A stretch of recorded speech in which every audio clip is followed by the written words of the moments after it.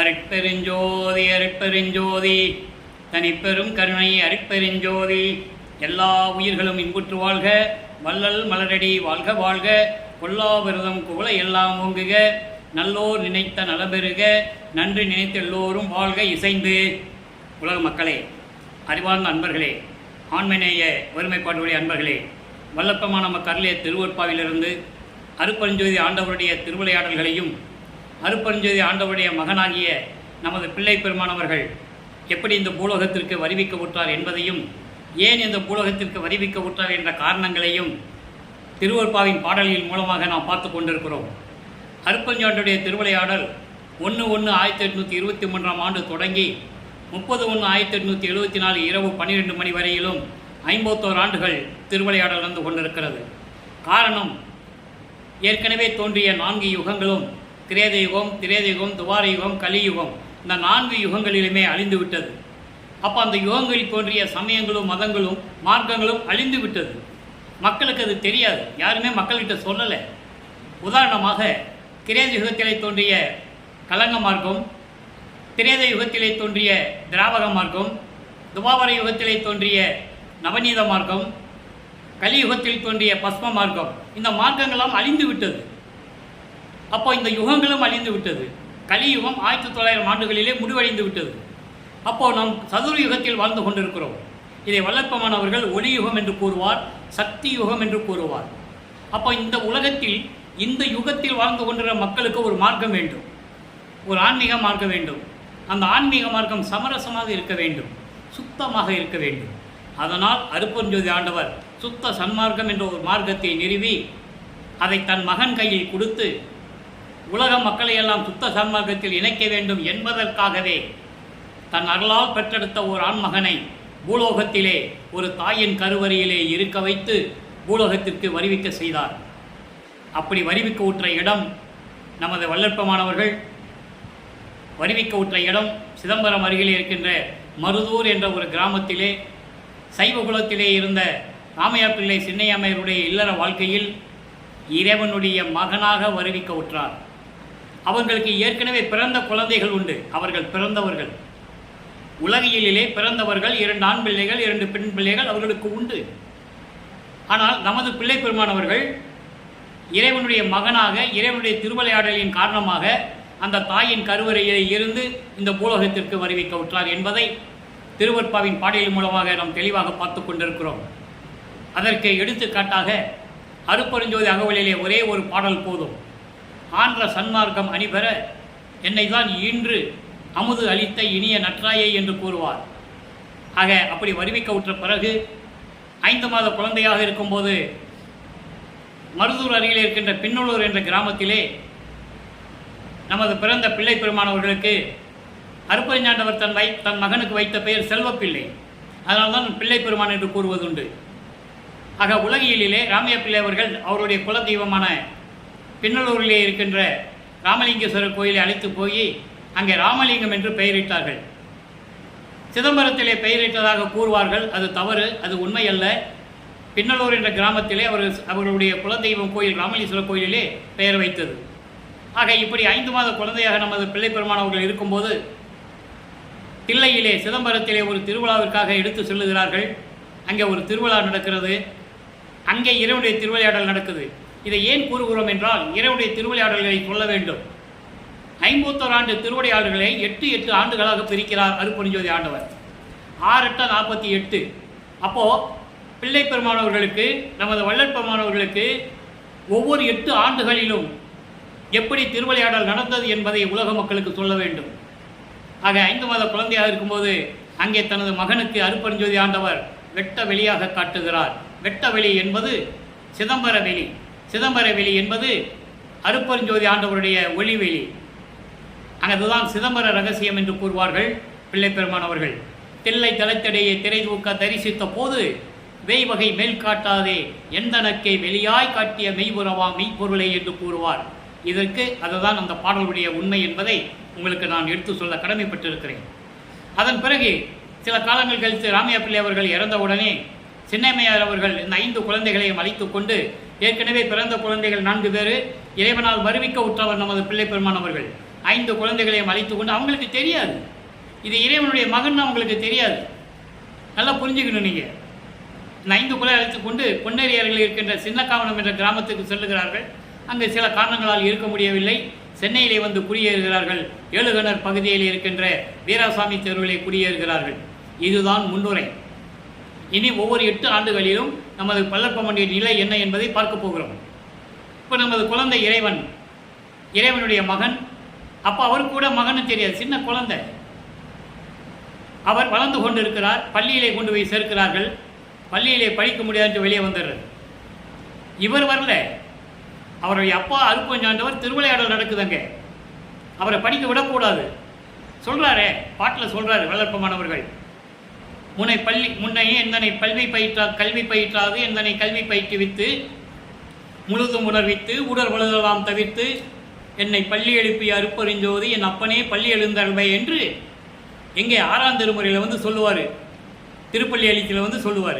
ஏன் நான் படிக்கலை அப்படின்றத. இது மக்களுக்கு சொல்லணும், அப்போ தான் மக்களுக்கு புரியும். பள்ளிக்கூடத்தில் சேர்ந்தாங்க, படிக்க முடியாது வந்துட்டார், முருகன் பாட்டு பாடினார், அதெல்லாம் பொய், அதெல்லாம் கிடையாது.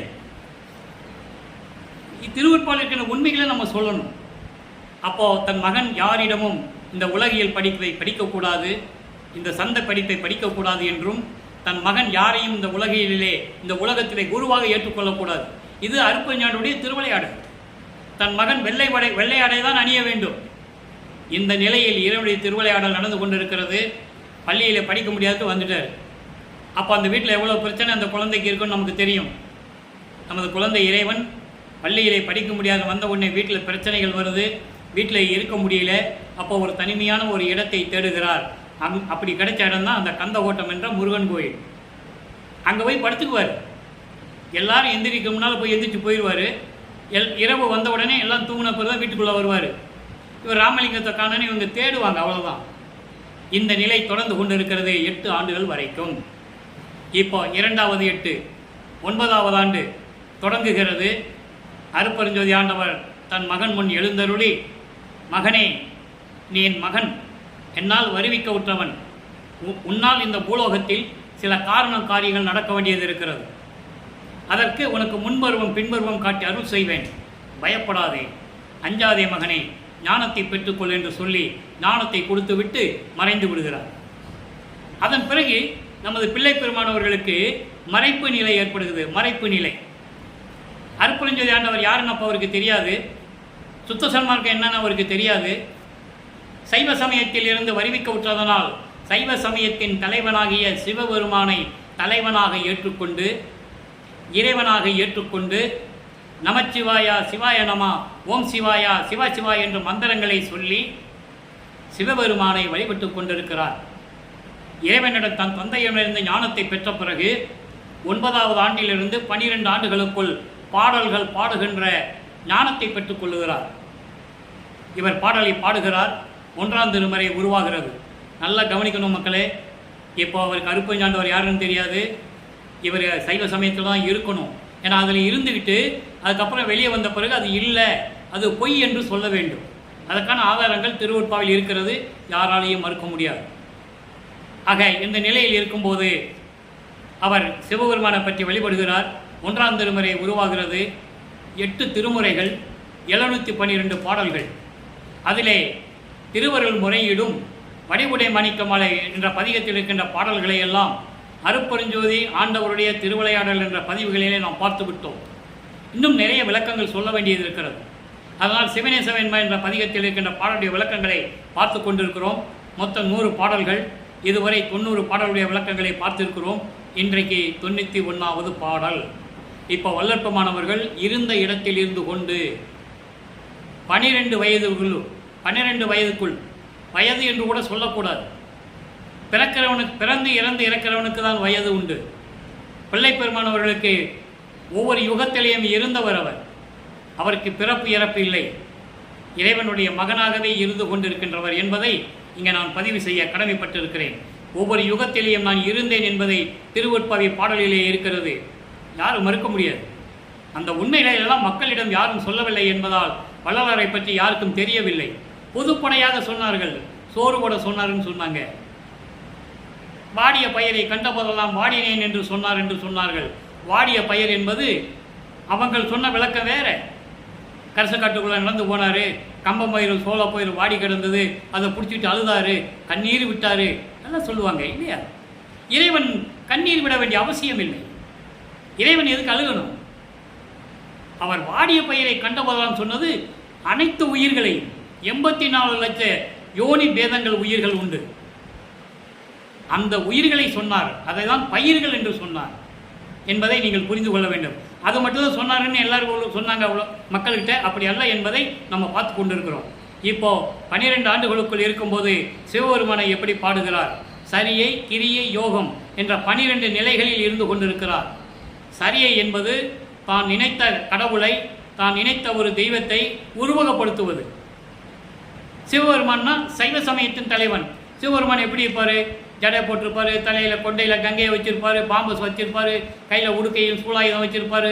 இப்படி தானே உருவகப்படுத்தினார்கள். அதே அந்த உருவத்தை வழிபடுவது சரியை. கிரியை என்பது அந்த உருவத்திற்கு மந்திரங்களை சொல்லி வழிபடுவது. நமச்சிவாயா, சிவாயா, ஓம் சிவாயன்னு சொல்லி மந்திரங்களை சொல்லி ஆராதனை பண்ணி அபிஷேகம் செய்து வழிபடுவது. யோக நிலையில் இருந்துகிறது வழிபடுவது. இந்த 12 நிலைகளும் சமயங்களையும் மதங்களையும் மார்க்கங்களையும் சார்ந்தது. நமது பிள்ளைப்பெருமானவர்களும் அதே நிலையில் இருந்து கொண்டிருக்கிறார் என்பதை நீங்கள் புரிந்து கொள்ள வேண்டும். இருந்துதான் ஆகணும், காலத்தின் கட்டாயம். இறைவனுடைய திருவிளையாடல் நடக்குதுங்க. அப்போது சிவனேசவன் பாடலை பாருங்கள். இப்போது எப்படி சிவபெருமானை சொல்லுகிறார், எப்படி முறையீடு செய்கிறார். அதே நிலை சுத்த சன்மார்க்கத்தை பெற்ற பிறகு அருட்பெருஞ்சோதி அவர் யார் என்ற நிலையை சொல்லுவார். அதற்காகத்தான் இந்த விளக்கத்தை நான் கூறிக்கொண்டிருக்கிறேன் என்பதை நீங்கள் புரிந்து கொள்ள வேண்டும். கங்கை சடையாய், நான் சொன்னேன்ல, இப்போ கங்கை சடையாய், சடையில் கங்கையை கொண்டிருக்கின்ற இறைவன் யாரு? சிவபெருமான். முக்கண்ணுடையாய், 3 கண்கள் உடையவன். கண் செவியாம் அங்க சடையாய். கண் செவியாம் அங்க சடையாய் என்பது கண்களையே காதுகளாக வைத்துக் கொண்டிருக்கின்ற பாம்புகளை அங்கத்திலே, உடம்பிலே, கழுத்திலே சூடிக்கொண்டிருக்கின்ற இறைவன். கண் செவியாம் அங்க சடையாய், அருளுடையாய், அருள் வல்லமை படைத்த இறைவன்.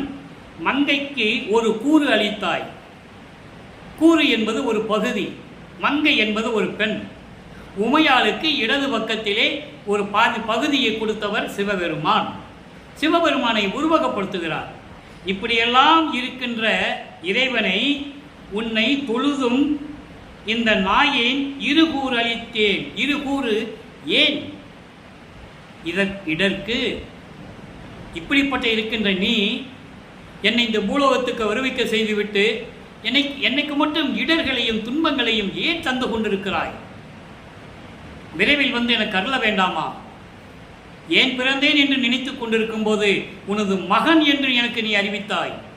அப்ப இந்த மகனை நீ எப்படி வைத்திருக்க வேண்டும்? ஏளன பேச்சுகளையும் இழிவான செயல்களையும் செய்து கொண்டு அனுபவித்துக் கொண்டிருக்கிறேன். விரைவில் வந்து எனக்கு அருள வேண்டும் என்று சொல்லி சிவபெருமானிடம் முறையீடு செய்கிறார். அதுதான் சிவநேச வெண்பா. இறைவனை நண்பனாக நினைத்து கொண்டு இறைவனை உருவகப்படுத்தி சொல்லுவது. இந்த நிலையில் இருக்கும்போது நமது வள்ளற்பமானவர்கள் அவர்கள் என்பது அவர் ஏற்கனவே பின்னாளில் திரு அருட்பகச வள்ளலார் என்று அழைக்கப்பட்டார். அதனால் வள்ளலார் என்ற பெயர் நிலைத்து விட்டது. நல்லா புரிஞ்சுக்கணும் நீங்கள். அப்போது நமது பிள்ளை பெருமானவர்கள் இந்த நிலையில் இருந்து கொண்டிருக்கும் போது அவருக்கு 12 ஆண்டுகள். இப்போது 13வது ஆண்டு தொடங்குது. 13வது ஆண்டு தொடங்கும் போது நமது பிள்ளை பெருமானவர்கள் அவர்கள் குடியிருந்த பகுதியிலிருந்து, ஏழுகணர் பகுதியிலிருந்து கால் வலிக்க திருவொற்றியூர் நகருக்கு அங்கே இருக்கின்ற தியாகராஜன பெருமானை வழிபடுவதற்காக மனம் போக சொல்லுகிறது. மனம் தூண்டி விடுகிறது. அவரை மனம் தூண்டி விடுகிறது என்று சொல்வதை விட அருட்பெருஞ்சாண்டவர் திருவிளையாடல் நடக்குதுங்க. என் மகனை திருவொற்றியூருக்கு கூட்டு போ. உடனே இவர் நமது குழந்தை இறைவன் பிள்ளை பெருமானவர்கள் கால் வலிக்க நடந்து செல்லுகிறார். திருவொற்றியூருக்கு சென்று அங்கே இருக்கின்ற தியாகராஜ பெருமானை வழிபடுகிறார். எந்த விதமான பலனும் இல்லை. அதன் பிறகு ஒருவேளை திருமுல்லை வாயில் சென்றால் அங்கே அருளை பெற்று விடலாமா என்று சொல்லி திருமுல்லை வாயிலுக்கு செல்லுகிறார். எங்கே போனாலும் அவர் நடந்து தான் போகணும். காலெல்லாம் வலிக்கும். அங்கே போய் மாசிலாமணி மாசிலாமணி மனம் உருகி பாடுவார் திருமுல்லை வாயிலில். எந்த விதமான பதிலும் இல்லை இறைவனிடமிருந்து. பெற்ற பிள்ளையை என்னை அலக்களித்து விட்டு வாய் மூடி மௌனமாக இருக்கிறாயே, நீ என்ன ஊமையா என்றெல்லாம் கேட்பார். அதுக்கான பாடல்கள் எல்லாம் உண்டு. அதன் பிறகு திருவள்ளி தாயத்துக்கு வருவார். அது வில்லிவாக்கம் அருகிலே ஒரு 15 கிலோமீட்டர் தொலைவில் இருக்குது என்று நான் நினைக்கிறேன். அங்கேயும் போய் உருகி உருகி பாடுவார். எந்த விதமான பலனும் இல்லை. அங்கே தான் சொல்லுவார், பெற்ற மகனை தெருவில் விட்டு விட்டானே என்று சொல்லி உன்னை இந்த உலகம் பழிக்குமே, இழிவாக பேசுமே, அந்த பழி சொல்லுக்கும் இழி சொல்லுக்கும் ஆளாகாதே, விரைவில் வந்தனுக்கு அருள்வாயாக என்று சொல்லி அங்கே இருக்கின்ற சிவபெருமானிடம் முறையீடு செய்வார்.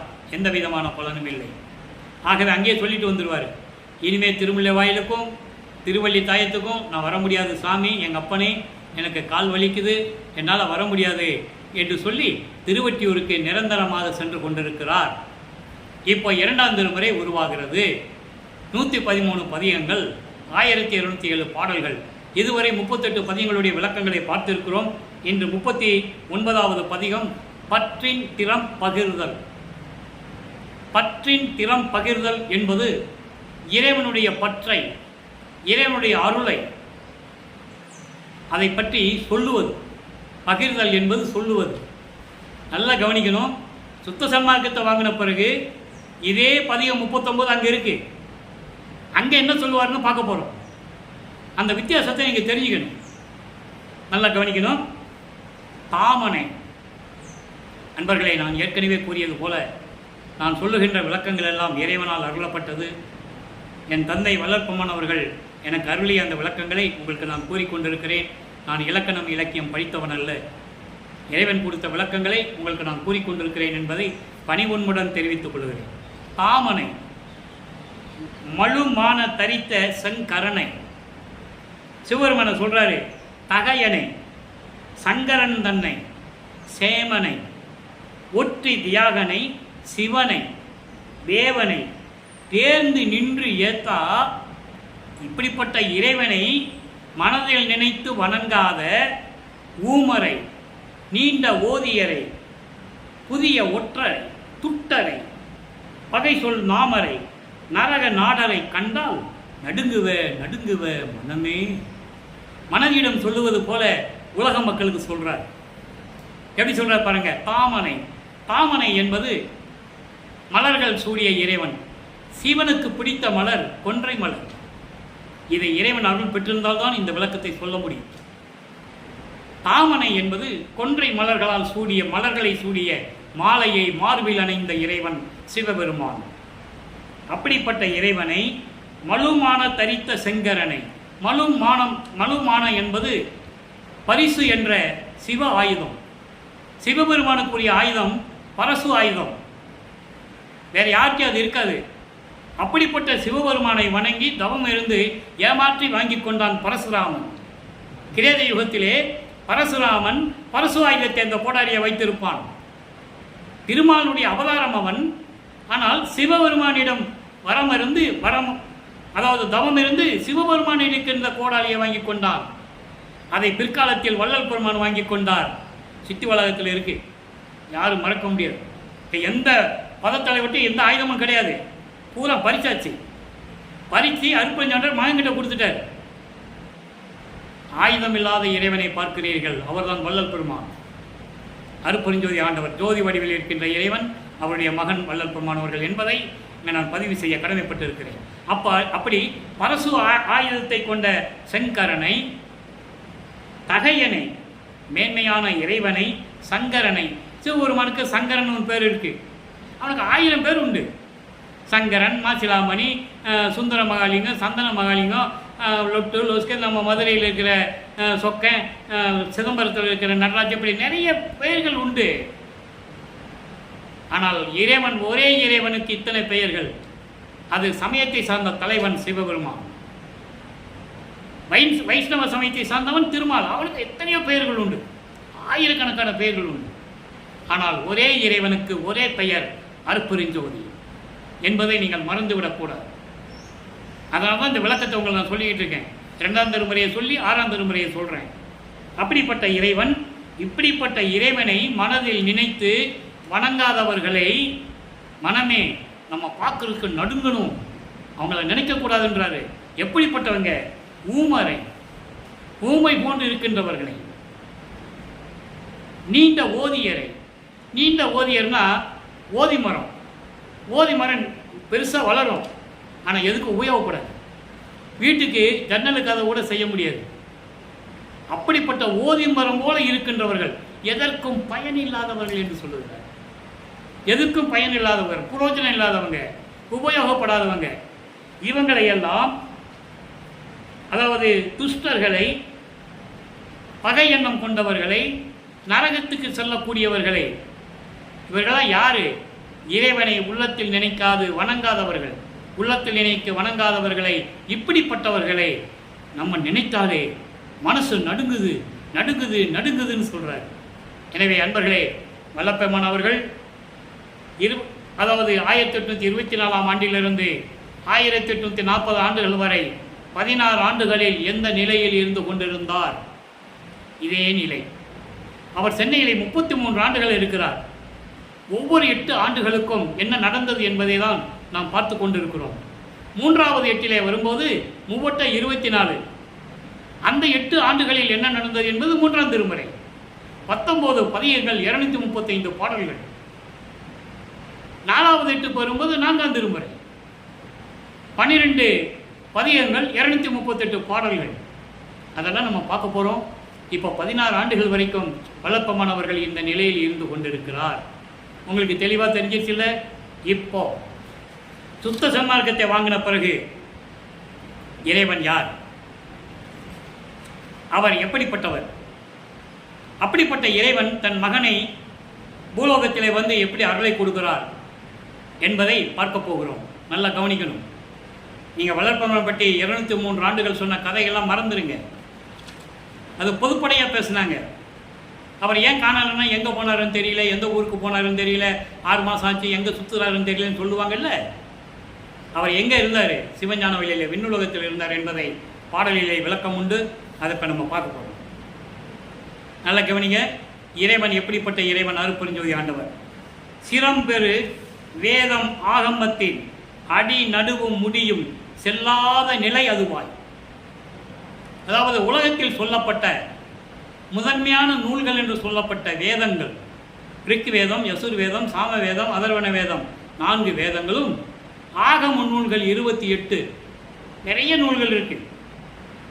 அந்த 28 நூல்களுடைய விளக்கங்களும், அந்த விளக்கங்களில் முதலாகவும் நடுப்பது இடையிலும் முடிவிலுமாக அந்த விளக்கங்களுக்கெல்லாம் விளக்கமாக விளங்கி கொண்டிருக்கின்ற வேதங்கள் ஆங்களும் அந்த விளக்குகளை செல்ல முடியாது. அதனால் செல்லாத அதுவாய். அதுவாய் என்பது இறைவனாக, அருட்பெருஞ்சோதி ஆண்டவராகவும், அப்படிப்பட்ட இறைவனும் எல்லாம் வல்லதுமாய், எல்லாம் வல்ல இறைவனாகவும். அடுத்து சொல்லக்கூடிய வார்த்தை பாருங்க. சத்தியமாக சொல்லுகிறேன், இறைவனுடைய தயவும் கருளியும் அருளும் இல்லை என்றால் இந்த விளக்கம் யாராலையும் தர முடியாது. நூல் விளக்கம் வேறு, இறைவன் கொடுத்த விளக்கம் வேறு. பரம்பரையாய் பரம்பரை மேல் பரவும் சிதம்பரமாய். இறைவனுக்கு முத்தேகம் உண்டு. சுத்த தேகம், புராண தேகம், ஞான தேகம். சுத்த தேகம் என்பது பரவெளி,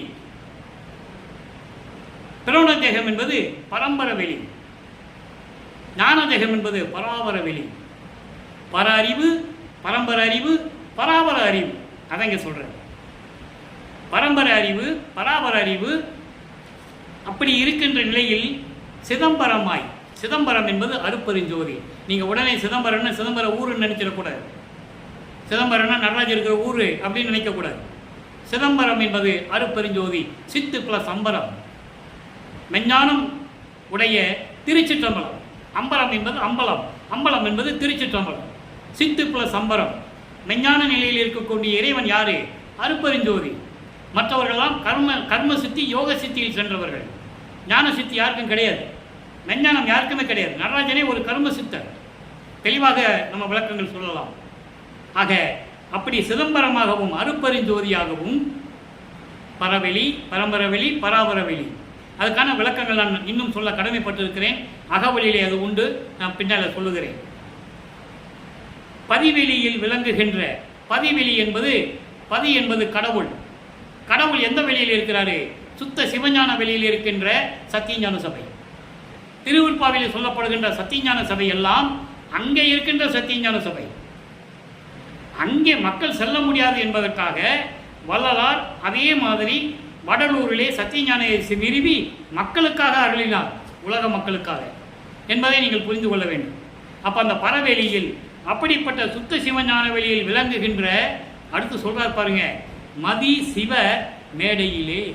மதி சிவ மேடையிலே. மதி என்பது மெஞ்ஞானம், சிவ மேடையிலே என்பது சத்தியஞான சபை. சிவன் சொன்ன உடனே சிவத்துக்கிட்ட போயிடக்கூடாது. சிவம் வேறு, சிவன் வேறு. சிவன் சமய செலவத்தின் தலைவன். சிவம் சமயங்களையும் மதங்களையும் மார்க்கங்களையும் கடந்த இறைவன், அருட்பெருஞ்சோதி. அவர்தான் சிவம்.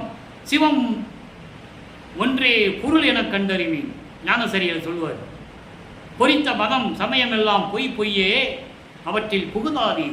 சிவம் ஒன்றே பொருள் என கண்டறிவேன். சிவம் ஒன்றே பொருள். சிவம் என்பது அருட்பெருஞ்சோதி என்பதுதான் கடவுள், பொருள் என்பது கடவுள். ஆக அப்படிப்பட்ட சத்தியஞான சபையிலே பேரின்ப நிலையில் அமர்ந்த, தரம் குலவ அமர்ந்தன்னு சொல்றாரு. தரம் குலவ அமர்ந்த என்பது பேரின்ப நிலை. அரில் துயல் உறக்கம் என்று சொல்லுவார். அரில் துயில் உறக்கம் என்று சொல்லுவார். இளவனுடைய பேரின்ப நிலை, சச்சிதானந்த நிலை என்று சொல்லுவார். நிறைய விளக்கங்கள் உண்டு. அப்படி பேரின்ப நிலையிலே விளங்குகின்ற திருவடிகள் பெயர்த்து. பெயர்த்து என்பது அங்கே இருக்கின்ற திருவடிகளை எடுத்து விண்ணுலகத்திலிருந்து பூலோகத்துக்கு வராது, அதான் பெயர்த்து. பூலோகத்திலே தரையிலே மண்ணிலே தன் தந்தை கால் வடித்து கால் சிவந்து போச்சான் சொல்றாரு. என் தந்தையுடைய கால் சிவக்க என்னை தேடி வந்து அருளை கொடுத்தார் என்று சொல்லுகிறார். இதை யாராலையும் மறுக்க முடியுமா? இதுதான் சத்தியமான நிலை, உண்மையான நிலை என்பதை நீங்கள் புரிந்து கொள்ள வேண்டும். அப்படி திருவடிகள் பெயர்த்து எனது சார்பு அடைந்து என்னிடம் வந்து பூலோகத்திற்கு வந்து என் எண்ணமெல்லாம் தந்தனை என் அரசே. நான் என்னென்ன மனசில் நினைச்சனோ எல்லாத்தையும் கொடுத்துட்டேன்னு சொல்கிறேன். எண்ணிய நான் எண்ணியவாறு எனக்கு அருளும் தெய்வம். 4ஆம் திருமுறையில் 46வது பதிகத்தில் திருவடி நிலை என்ற ஒரு பதிகத்தில் இருக்குது. எண்ணிய நான் எண்ணியவாறு எனக்கு அருளும் தெய்வம். அதான் இங்கே சொல்கிறாரு, நான் நினைச்சபடியெல்லாம் எனக்கு கொடுத்துட்டியே. அப்படி கொடுத்து கூட குரங்கு மன சிறியனுக்கு. ஏன் இங்கே குரங்கு மனன்னு சொல்கிறாரு தெரியுமா? குரங்கு தாவி தாவி போய்கிட்டே இருக்கும்ல, அதை மாதிரி இந்த மனம் வந்து தாவி தாவி போய்கிட்டே இருக்கும். மனம் ஒரு நிலையில் இருக்காது. இப்போ நினைக்கிறது அடுத்த நொடியில் மனம் மாறிடும்.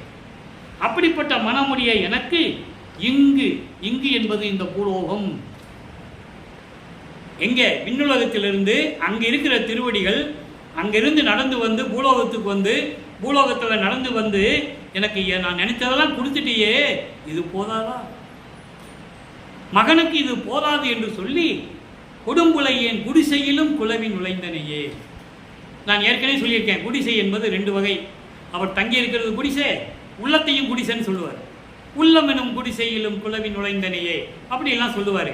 ஆக இந்த பூலோகத்திற்கு வந்து எனக்கு கொடுத்த அருளெல்லாம் போதாதுன்னு சொல்லி இங்கேயும் மகனுடைய மகனை பார்க்கணுமேன்னு சொல்லி கால் வலிக்க நடந்து வந்து பூலோகத்துக்கு வந்து நான் தங்கியிருக்கிற குடிசையிலையும் மனம் கோணாமல் மகிழ்ந்து நுழைந்து எனக்கு எல்லார்களையும் கொடுத்தாயே என்று கூறுகிறார். எனவே மக்களே, இந்த வித்தியாசம் நீங்கள் பார்க்கணும். இதுக்காகத்தான் அவர் வறுமைக்க விட்டு சமயத்திலிருந்து சுத்த சன்மார்க்கத்துக்கு வராரு.